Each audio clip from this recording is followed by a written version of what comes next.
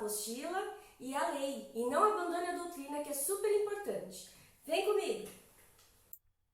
Vamos agora para a classificação das sociedades? Só reforçando que nós estamos passando aqui a questão genérica, né? O geral. Existe sociedade assim, existe sociedade daquele jeito, tá? Não entramos ainda na parte especial. Primeira classificação.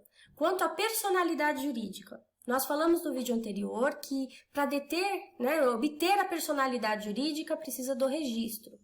Então, nós temos sociedades personificadas, que são aquelas sociedades que a documentação foi levada a registro, ela é registrada, que como exemplo nós temos a sociedade limitada, a sociedade simples, e temos as sociedades não personificadas, que são aquelas sociedades aqui, ó, que não tem personalidade jurídica própria, seja porque falta o registro, ou seja, a sua documentação não foi levada a registro, existe de fato, mas não existe de direito, que seria a sociedade em comum, e temos também a sociedade em conta de participação, que ela não tem registro, mas é o perfil dessa sociedade, porque ela não é divulgada, que nós vamos aprender lá para frente. Então, em suma, sociedades sem registro, no nosso direito, nós temos duas, comum e a sociedade em conta de participação. As demais sociedades são sociedades personificadas, que sua documentação, seus atos constitutivos foram levados a registro e ela existe de fato e de direito, tá? Vamos para a próxima classificação. Sociedade, aqui, quanto à atividade exercida pela sociedade. Nós temos sociedades empresárias e temos sociedades simples. Sociedade empresária, quando exercem atividade própria de empresário sujeito a registro. Coloquei aqui para vocês o artigo 982, que fala o seguinte: salvo exceções expressas, considera-se empresária a sociedade que tem por objeto o exercício da atividade própria de empresário, sujeito a registro.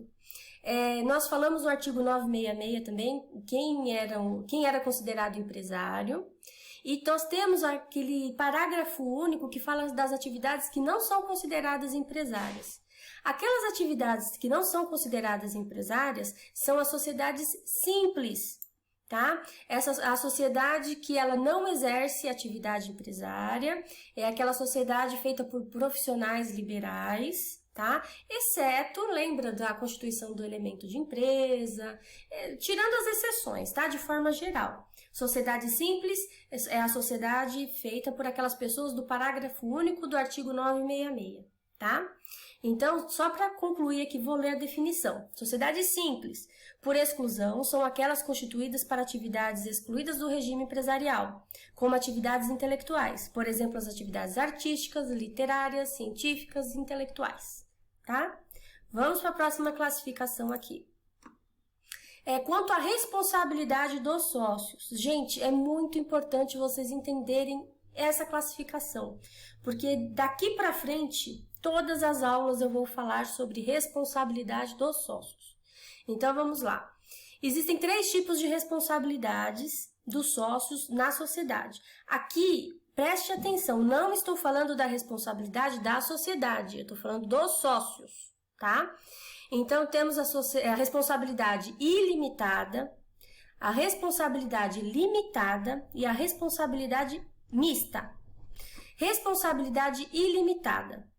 Todos os sócios respondem com seu patrimônio pessoal pela totalidade das dívidas contraídas pela sociedade. Isto não exclui como regra benefício de ordem, que prevê primeiro são executados os bens sociais e na insuficiência destes serão alcançados os bens dos sócios. Vamos acompanhar nesse desenho aqui que eu fiz para vocês. Primeiro, o que seria um benefício de ordem? Gente, digamos que uma sociedade fez uma dívida. Ela comprou uma máquina. Vamos colocar que ela comprou um trator. Ela comprou um trator para fazer suas atividades e, infelizmente, ela não tinha dinheiro no caixa suficiente para pagar aquele bem que ela adquiriu. O credor, né, a pessoa que ela comprou aquele produto, ele vai executar a sociedade, os bens da sociedade. Executar no sentido de cobrar, né, aquele crédito que ele tem para receber. Por isso que eu coloquei aqui, ó, acompanhe no desenho para mim. Essa daqui é a sociedade. Primeiro vai ser atingida a sociedade. não tem bem suficiente para quitar aquela dívida, aí sim parte para o patrimônio dos sócios, patrimônio pessoal. Então, tá vendo? Ó, tem a sócia aqui, tem dinheiro, tem casa, tem carro. Então, parte para o patrimônio dela, tá? Essa é a responsabilidade ilimitada. Não tem nenhuma barreira entre os bens da sociedade e os bens particulares dos sócios. Não tem proteção dos bens particulares do sócio, tá? Então, primeiro benefício de ordem. Cobra a sociedade, não tendo bens suficientes, aí sim nós vamos para os bens dos sócios. Agora, no tocante à responsabilidade limitada, olha qual é a definição. Acompanhe aqui comigo, ó, responsabilidade limitada.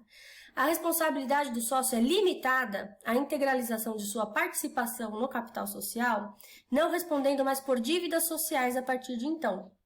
Em outras palavras, salvo exceções que serão estudadas oportunamente, depositando o sócio aquilo que ele se comprometeu a título de participação social, cotas ou ações, nada mais poderá ser imputado.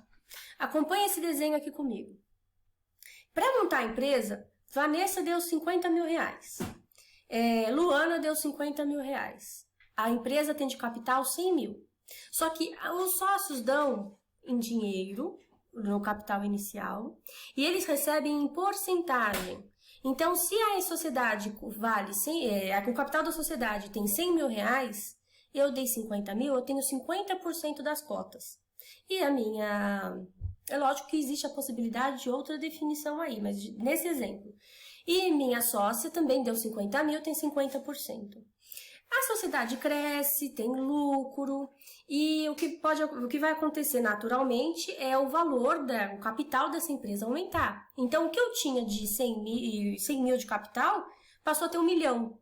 Então, eu continuo tendo os meus 50%, só que 50% de 1 milhão. Isso são as cotas, elas aumentaram, tá? Na responsabilidade limitada, existe uma proteção dos bens dos sócios. Por isso que eu coloquei aqui no desenho como se fosse um guarda-chuva. Os bens dos sócios estão protegidos. Então, o sócio, o máximo que ele vai se responsabilizar pelas dívidas da empresa é o máximo que ele tem das suas cotas. Então, se eu tenho 50% das cotas da empresa, nesse exemplo que eu falei que eu tenho 500 mil... O máximo que eu vou me responsabilizar com as dívidas daquela empresa são o valor de 500 mil reais. Não atingirá os bens pessoais daquele sócio. Então, ó, o guarda-chuva aqui protegendo, tá? Mas se acontecer de ter fraude, aqui eu não estou falando de fraude, tá? Digamos que está tudo correto, né? Nós temos o Instituto da Desconsideração da Personalidade Jurídica, que vai ter uma aula específica disso, inclusive até o trabalho que eu passei para vocês, mas eu não vou entrar nesse mérito aqui para não confundir, tá? Então, digamos que está tudo certo aqui, não há fraude, não há confusão patrimonial, cada um tem seu patrimônio certinho, não confundiu, tá? A responsabilidade limitada, o sócio vai estar a responsabilidade com limite. Qual que é o limite? As suas cotas. O esgotado patrimônio da empresa, porque tem um benefício de ordem, primeiro a empresa. Esgotou o benefício do patrimônio da empresa, partiu para as cotas dos sócios. Esgotou, não atinge o patrimônio pessoal dos sócios. Então, essa é a principal diferença da responsabilidade que eu passei acima. Acima, o sócio responde com os bens pessoais em caso de dívida da sociedade que não conseguiu quitar.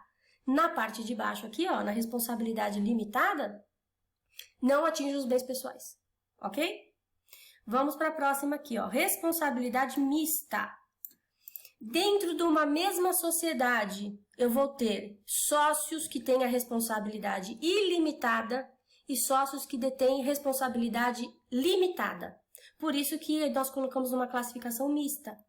Porque o sócio que tem a responsabilidade ilimitada nessas sociedades, geralmente, é o sócio que tem a administração, é o sócio que está na linha de frente do negócio. E os sócios que têm responsabilidade limitada são investidores. Investir 1 milhão naquela empresa, a minha responsabilidade no máximo vai ser 1 milhão, não atinge no meu bem pessoal. Já no da responsabilidade limitada, ele administra, ele controla o negócio, ele que vai encabeçar o negócio, só que ele responde com os bens pessoais. Tá? Nós temos 3 sociedades que têm esse tipo de responsabilidade. Comandita simples, comandita por ações e nós temos a em conta de participação. Obviamente que vocês vão aprender com maior detalhe mais para frente. O que eu quero que vocês lembrem aqui é isso. O que é responsabilidade ilimitada, limitada e mista. ok? Vamos para a próxima classificação. Nós temos, a quarta classificação seria quanto à forma de constituição das sociedades. Nós temos os atos constitutivos. O que são atos constitutivos? São os documentos, é como se fosse a certidão de nascimento da empresa. Como que ela... qual é o documento que vai reger? Né? Nós, pessoas naturais, quando nascemos, temos a certidão de nascimento. Só que as sociedades, elas têm o seu próprio documento. Existem sociedades contratuais, que elas são regidas, elas são constituídas por contrato social, que é o contrato que é feito pelos próprios sócios, tá? E nós temos sociedades que nós chamamos institucionais ou estatutárias, que elas são regulamentadas, elas são regidas por estatuto social, que trata-se de um conjunto de regras estabelecidas pelos fundadores, qual os novos sócios apenas aderem. Então, a principal diferença entre contratual e estatutário é exatamente isso, ó. Contratual, os sócios sentam, conversam, negociam e eles escolhem as cláusulas. Eventualmente, se entrar um sócio novo, ele vai ter sim a possibilidade de negociar as cláusulas. Agora, quando nós falarmos de sociedade institucional estatutária, né, que é regida por estatuto social, os fundadores, eles fazem o estatuto com as regras deles. Os próximos que chegarem não têm a possibilidade de alteração, eles simplesmente aderem, é como se fosse um contrato de adesão, né? Então, eles simplesmente aderem. Quais são as sociedades regidas por contrato e quais são regidas por estatuto? Contrato social, nós temos limitada, a simples, nós temos a comandita por ações e nome coletivo, tá? Então, essas são regidas por contrato. Agora, sociedades que até mesmo o vulto econômico é bem maior, uma sociedade anônima, não tem como eu comprar uma ação de uma empresa e querer alterar o estatuto dela, né? Então, a sociedade anônima, como é dita por ações, elas são regidas por estatuto social. Só temos essas duas no direito empresarial, tá? Então, basicamente, a diferença é essa, é o documento de constituição que nós chamamos de atos constitutivos, tá? Na próxima aula, nós vamos falar a classificação referente ao ingresso de um novo sócio e alguns outros detalhes, e eu espero vocês. Até daqui a pouco. Espero que tenham gostado. Eu espero vocês para a próxima aula. Fico à disposição, caso tenham dúvidas. Meu e-mail é vanessa@dnsa.com.br. Aguardo vocês. Até mais.